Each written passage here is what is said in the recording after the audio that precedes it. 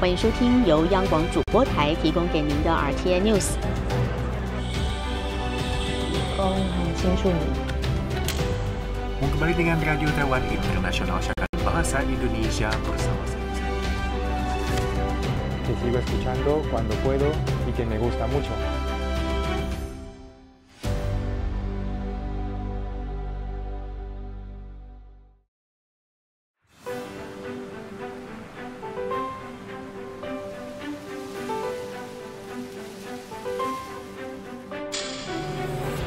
欢迎收听由央广主播台提供给您的 RTI News。很清楚你。 Kembali dengan Radio Taiwan Internasional Bahasa Indonesia bersama saya. Que sigo escuchando cuando puedo y que me gusta mucho.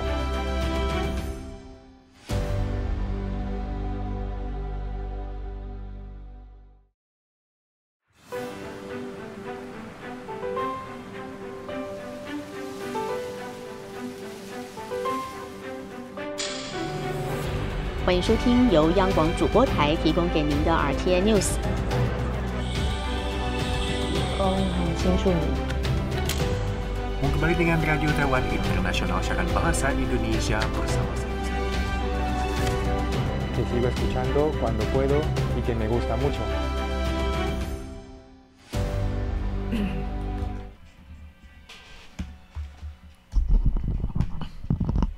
Selamat siang teman-teman semua. Selamat siang Bu, selamat siang Pak, selamat siang Bagaimana semua. kabarnya hari ini? Ya, udah masuk.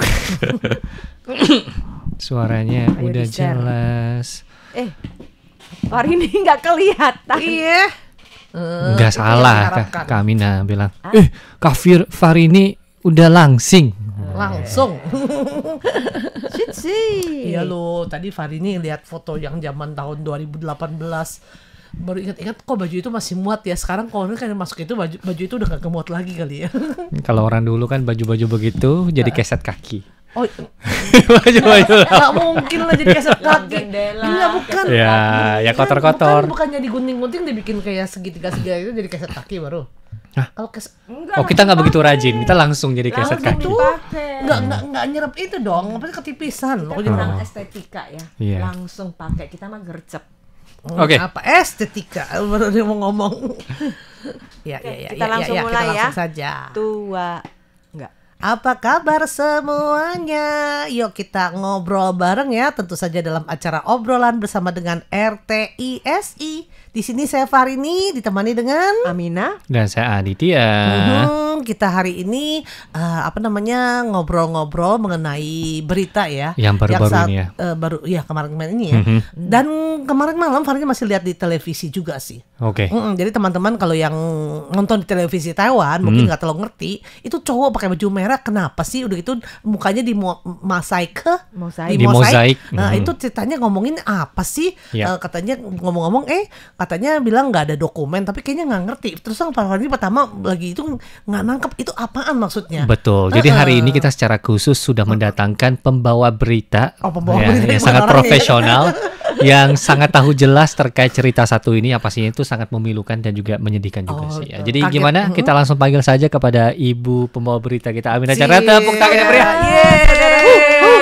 Ya, berita ini ada kaitannya dengan, kita belum tahu ya, tapi ada berita yang mengabarkan ada kaitannya dengan Indonesia. Oke. Karena anak ini, pemuda ini bukan dibilang anak lagi ya, sudah dewasa ya, 21 tahun.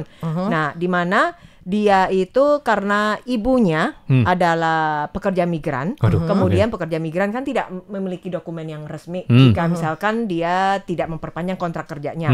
Kemudian mungkin berpacaran dengan warga Taiwan, lalu sampai memiliki anak. Nah, ini kondisinya apabila mereka tanpa ada surat-surat yang resmi. Surat pernikahan, maka tentu anak ini masih ikut sang ibu. Oke. Jadi harus ikut luar sang nikah ibu. ya. Anak Iya, luar nikah ya kalau di Indonesia biasanya ya. Betul. Jadi anak ini tidak memiliki akte atau mungkin punya akte lahir, tapi tidak memiliki dokumen-dokumen yang resmi. Nah, sementara dikabarkan bahwa ibunya yang tanda kutip adalah warga orang Indonesia sudah pulang kembali ke negara asal. Jadi dia dibesarkan oleh ayahnya. Dan selama dibesarkan oleh ayahnya, mungkin karena tidak mempunyai data-data yang lengkap ya. Jadi ayahnya ini dan ditambah dengan ekonomi ayahnya yang kurang stabil, jadi anak ini hanya dikurung di dalam kamar apartemennya mereka saja. Jadi tidak sekolah, diberi makan. Nah, kemudian kalau misalkan dia sakit akan dibeliin obat. Jadi anak ini hanya tinggal dikurung di dalam kamar saja. Sebenarnya sih nggak sampai dikurung sih ya, cuma di istilahnya kayaknya ditakut-takutin katanya kalau misalnya keluar atau gimana gitu ya, atau memang dikunci. Dikunci, enggak. Gitu, saat ini sih dikabarkan mungkin karena dia tidak berdokumen. Sedangkan ayahnya juga kerjanya dan ekonominya itu tidak menunjang. Jadi tidak bisa mengurus dia dengan baik. Sementara begitu ya. Sementara yang kita ketahui begitu. Nah, lalu si ayah ini suatu hari pergi kerja dan sedangkan dia itu kan mulai beranjak dewasa nih. Si ayahnya pikir kamu kan juga udah beranjak dewasa. Kadang-kadang si ayah ini akan membawa dia untuk mencari barang-barang daur ulang untuk dijual. Ya, siapa tahu juga bisa membantulah ekonomi keluarga. Betul. Nah, suatu hari anak ini entah kenapa karena dia tidak hati-hati, dia terjatuh ke balkon lantai ke ini topi yang di lantai 1. Dia jatuh jadi entah kenapa. Genteng lah, istilahnya genteng ya. Atap jatuh di atap lantai 1. Kemudian harus mengganti rugi atap tersebut sebanyak 9.000. Nah, kondisi ini membuat ayahnya itu marah, kesal. Ayahnya itu mengusir dia, merasa bahwa kamu sudah tidak nurut, kamu bukan anak baik-baik lagi. Jadi ayahnya itu mengusir dia, sehingga dia mau nggak mau juga harus luntang-lantung di luar, karena kan dia tidak pernah belajar, tidak berdokumen, dan juga bisa dikatakan ya tidak berhubungan dengan orang lain, punya masalah dalam komunikasi. Nah, jadi dia tetap untuk menyambung hidupnya, dia tetap mengambil barang-barang daur ulang untuk dijual. Sementara tinggalnya, tempat tidurnya itu ya di taman, kalau enggak di stasiun-stasiun kereta, atau juga di gedung-gedung ruang tangga. Pada saat malam hari nggak ada orang, nah dia tinggalnya di situ. Nah, kemudian suatu hari, ini kan kondisinya ada di Taichung nih, ketua RT, dia mendapati anak ini, pemuda ini kesannya kotor, bau, kurus gitu, dan dia mencoba menghampiri dan mengajaknya mandi di kantornya Pak RT itu, lalu memberi makan, dan baru terkuak asal usulnya dia, anak ini tidak berdokumen, dan kemudian dari pihak RT, Pak RT-nya sudah meminta dinas sosial setempat untuk membantu dia. Jadi udah sekian lama, dan ini juga nggak mudah ya, pasti udah 21 tahun. 21 tahun ya, udah 21 Jadi tahun. dari kecil sampai seperti sekarang ini itu terisolasi dari dunia luar. Kalau keluar juga ya paling ambil barang-barang bekas untuk dijual. Dan itu juga ditemenin kayaknya sama bapaknya gitu kan. Iya. Waduh. Sementara ini si anak ini juga pemuda ini ya, pemuda ini juga mengaku bapaknya itu sempat menemukan HP bekas. Menemukan HP bekas yang bisa akses internet. Dan juga memberikan HP itu kepada dia. Dan dia main-mainin, dan dia bisa sedikit belajar dari situ. Walaupun hingga saat ini ya, untuk menulis namanya saja itu masih kewalahan. Waduh. Ya, masih kurang lah. Tapi untung dia tahu ya, ada apa namanya istilahnya namanya. Ya, dia tahu namanya, terus bisa menggunakan belajar otodidak. Kemudian banyak informasi kehidupan sehari-hari itu dia belajar dari televisi. Ini sih menurut pengakuan dari pemuda ini ya. Berarti dia masih bisa dengar, bisa berbicara, tapi nggak bisa tulis lah. Buta huruf. Iya, karena memang nggak ada pendidikan. Kan istilahnya nggak dimasukin ke sekolah. Padahal kita tahu sendiri Taiwan kan sebenarnya kan ada wajib belajar itu sampai SMA ya. SMA. SMP dong kalau 12. SMA ya benar. SMA. Jadi sebenarnya kalau SMA mah sudah bisa gimana ya? Betul. Ini ternyata itu dia makanya. Sekarang ayahnya udah sama anak ketemu ayahnya, dan ayahnya sudah memberikan penjelasan, dan ayahnya juga bersedia untuk membantu dia mendapatkan kartu residen, bukan KTP, ya. Kemudian juga tentunya perlu mendapat bantuan ya, karena anak ini kan tidak pernah belajar. Jadi dari dinas sosial yang juga akan menampungnya, kemudian juga akan memberikan dia tempat tinggal yang layak dan juga pekerjaan yang layak. Nah, jadi dari kisah pemuda ini kita bisa belajar dua hal. Yang pertama, yang pertama kalau datang ke Taiwan otomatis jangan pernah menyentuh kata-kata ilegal. Ya, ataupun yang hilang kontak ya katakanlah, ataupun ya tidak berdokumen. Swasta.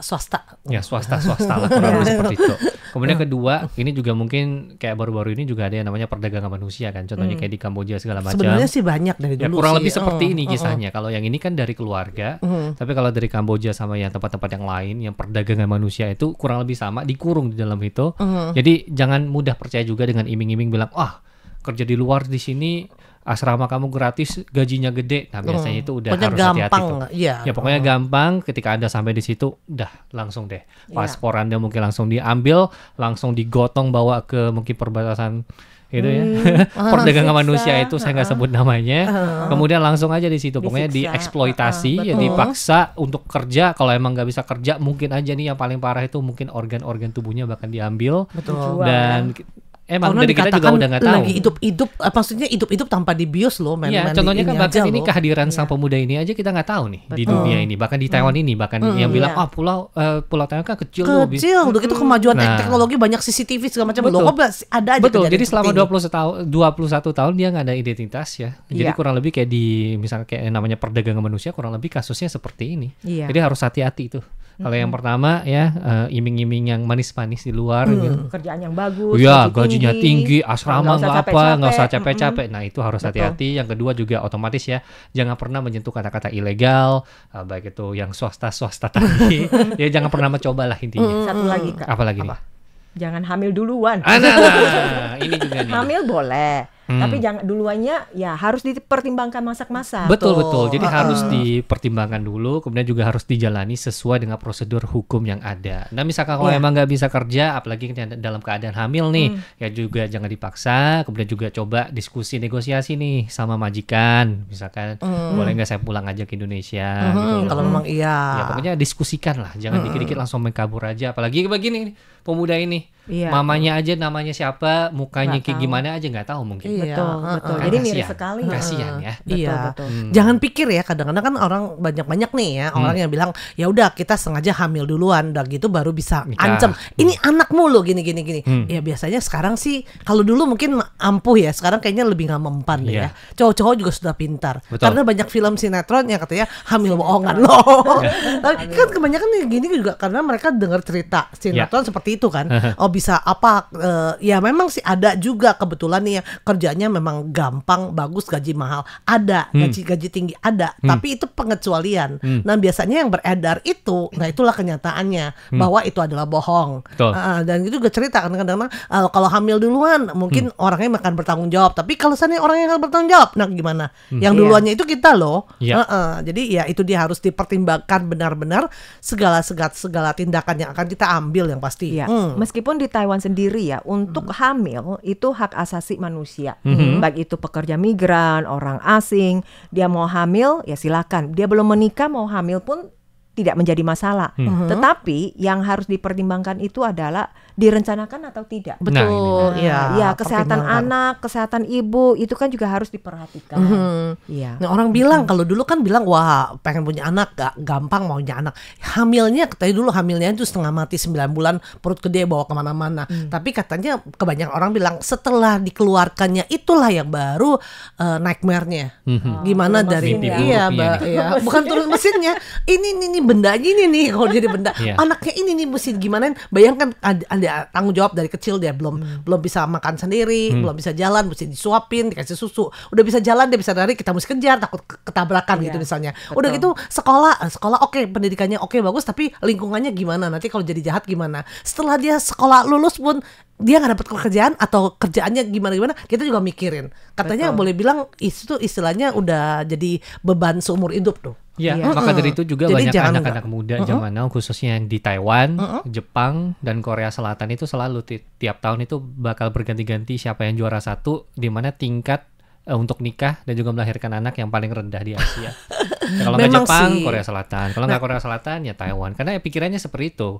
Bagi mereka itu kalau melahirkan anak, otomatis kita itu udah secara nggak langsung melahirkan juga denda ataupun mungkin beban kita untuk seumur hidup. Betul.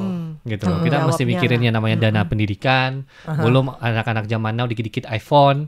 iPhone harganya berapa? Nggak pakai iPhone, kita pakainya itu aja Nokia. Ipo, mau apa gitu, segala macam yang lebih murah. Yang dimana juga untuk pendidikan sendiri juga sekarang itu udah sangat tinggi, betul nggak Kak Amina?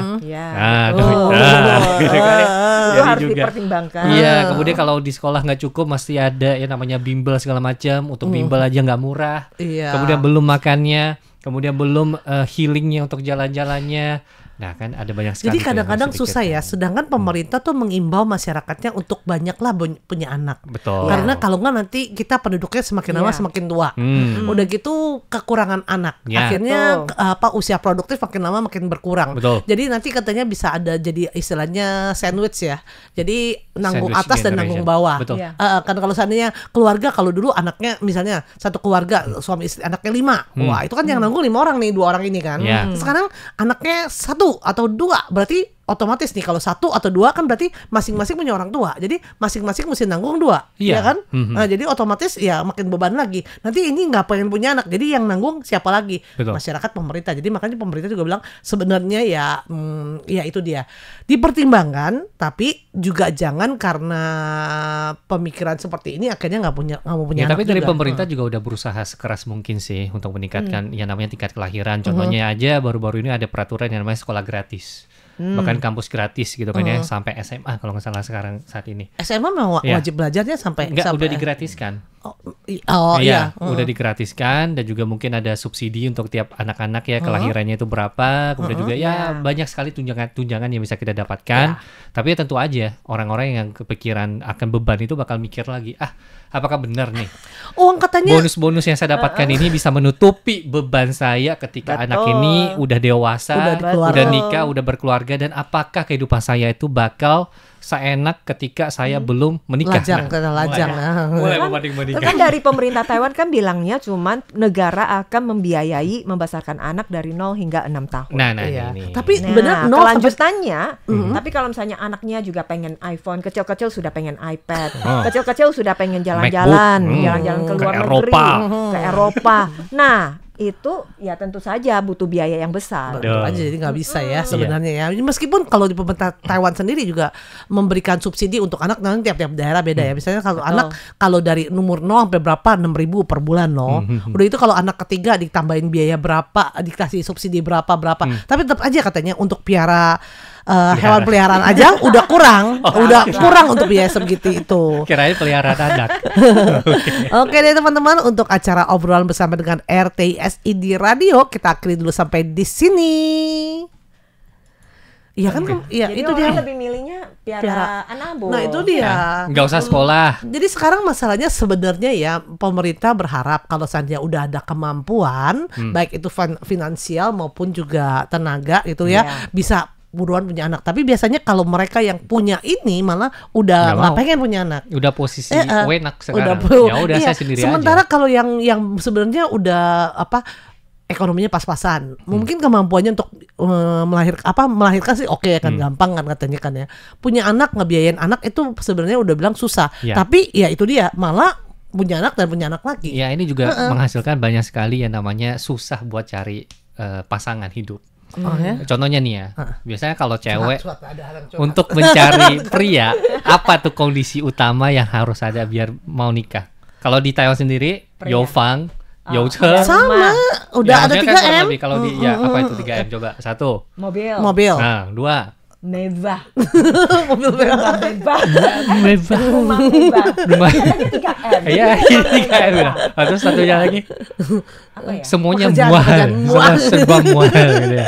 Nah, Yofang kalau Taiwan apa nih? Taiwan ya kan harus ada rumah, harus ada asuransi juga, kemudian harus ada kendaraan. Kok asuransi sih? Buat apa asuransi? Asuransi, jadi ketika suami saya itu sakit segala macam, saya nggak perlu menanggung lagi biaya medis. Gitu.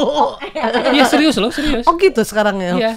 Jadi dia bakal lihat nih, kamu ada asuransinya ada sih cerita di artikel berita kemarin. Jadi kayak ada kayak satu perkumpulan buat cari pasangan. Dia bakal nanya itu. Kamu punya rumah nggak? Enggak. Stetot. Kamu punya asuransi nggak? Ada, oke, lumayan nih. Asuransi apa? Bakal tanya lagi, asuransi apa? Asuransi jiwa, asuransi apa? Kematian. Ditanya lagi. Karena kalau udah meninggal, katakan maaf nih ya. Kalau dia meninggal, dia ada asuransi jiwa, otomatis uangnya dilimpahkan ke siapa? Saya dong sebagai istri. Dia bakal mikir itu, kemudian juga udah masih gitu, kendaraan.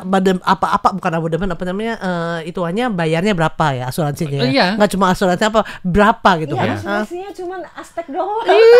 Jadi intinya nanya asuransi ya saya juga ngerti lah, apalagi dengan kondisi ekonomi saat ini kan serba susah, inflasi juga pada naik. Jadi ketika suami saya sakit, otomatis kan dia ada asuransi nih yang bakal handle gitu kan. Ya. Jadi intinya udah terselamatkan lah. Jadi nggak tiba-tiba sakit, gue mesti ada yang istilahnya asuransi untuk kalau terkena penyakit, bukan penyakit kecelakaan atau enggak penyakit yang bisa mungkin membuat nggak bisa kerja. Di cover pokoknya judulnya hidupmu bukan tanggung jawabku. Hidupmu tanggung jawab. Kalau punya rumah lebih enak lagi. Asuransi. Nah kalau punya rumah kan lebih enak lagi, berarti nggak usah mikir-mikir lagi gitu loh. Minimal kan ada aset gitu loh. Ada juga itu waktu Amina masih belia ya, masih gadis ya. Dengar cewek-cewek Hong Kong ini, orang-orang yang menyebut si cewek-cewek Hong Kong untuk mengadakan pesta untuk menikah dengan anak putrinya, pestanya itu juga diminta. Jadi harus berapa meja? Oh ya itu tuh. Harus berapa meja, harus ngundang berapa ratus orang, harus besar-besaran. Terus juga uang amplop merahnya buat pihak perempuan ya? Yang juga keluar duitnya dia. Mas kawinnya juga ditentukan. Ya memang iya kan kalau di Taiwan, termasuk Hong Kong mungkin ya. Hong Kong kemarin nggak tahu kan, kalau di Taiwan kan kalau ngundang makin banyak orang, apalagi orangnya berqualified, itu kan boleh bilang cuan lah.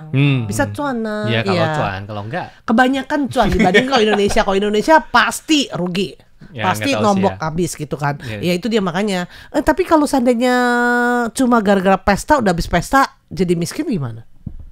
Istilahnya cuma bela-belain sendiri. Jadi ada juga muncul tren anak-anak muda saat ini yang mana udah tahu kan keadaan ekonomi udah seperti itu, daripada gua ngabisin duit buat bikin pesta pernikahan. Emang sih seumur hidup sekali, tapi mending gua pakai duit itu untuk honeymoon, mungkin pergi bareng ke Eropa segala macam. Contohnya kan ada rekan kerja kita nih yang baru-baru ini menikah, kan nggak milih tuh, maksudnya wah harusnya gula begitu. Enggak, dia pilihnya ya udah saya yang biasa-biasa aja. Sederhana. Yang penting kedua keluarga bisa duduk bareng, makan bareng, udah begitu. Terus nikahnya juga gampang, langsung ke kantor sipil, daftar, udah oke, selamat, udah foto bentar, udah selesai. Banyak sih yang kayak gitu suami sih. juga happy ya dengan kondisi ekonomi saat ini. Jadi bahkan ada juga kayak rekan-rekan kerja kita yang di sini juga ada yang beberapa baru lulus, itu juga lagi kayak kerepotan. Karena habis lulus mereka itu harus mikirin namanya kredit belajar. Jadi ada beberapa orang yang ekonominya kurang, mereka tuh harus minjem duit nih baru bisa kuliah. Dengan ketika udah selesai kuliah, mereka tuh harus mikirin lagi di gimana bayar duit kuliah saya. Jadi otomatis ketika udah lulus, selamat dapat kerjaan, itu juga minimal harus 1-2 tahun baru bisa lunas itu kredit belajarnya. Karena kan nggak mungkin satu gaji katakanlah di 50.000 kita langsung bayar kredit semuanya, nggak mungkin, kecuali emang ada rumah dari keluarga papa mama, tinggalnya udah gak ngekos lagi lah, makanan minumannya udah ditanggung oleh papa mama. Kalau enggak kalau udah kayak gitu dia juga nggak mungkin kredit buat bayar uang sekolahnya. Itu dia. Ada juga. Tapi buat ada apa? juga Buat kasih orang tuanya kasih beban ke sana. Ya kalau alasan orang tua bilangnya saya kan pengen kamu mau mandiri, nah ya udah kamu pikir sendiri, pada enggak ngapain. Ya kan alasannya siapa begitu. Tahu. Ya tapi siapa tahu emang pas-pasan lah ekonomi keluarganya pas-pasan. Kamu kalau emang mau kuliah, papa mama bakal sebisa mungkin bantu, tapi sisanya ya otomatis ya harus pikirin lagi gitu loh. Cerita hari ini kayaknya berat ya. Tapi bener kan? Dari kehidupan yang miris, yang ditelantarkan, terus nggak bersekolah, terus kemudian juga hidup masyarakat walaupun di negara maju, tapi penuh dengan beban. Betul. Jadi bukan cuma orang tuanya aja yang bingung, bahkan anaknya pas sudah lahir udah mulai dewasa bakal bingung. Saya hidup ini buat apa gitu loh. Hilang arah hidupnya. Ingat lagu itu, buat apa susah?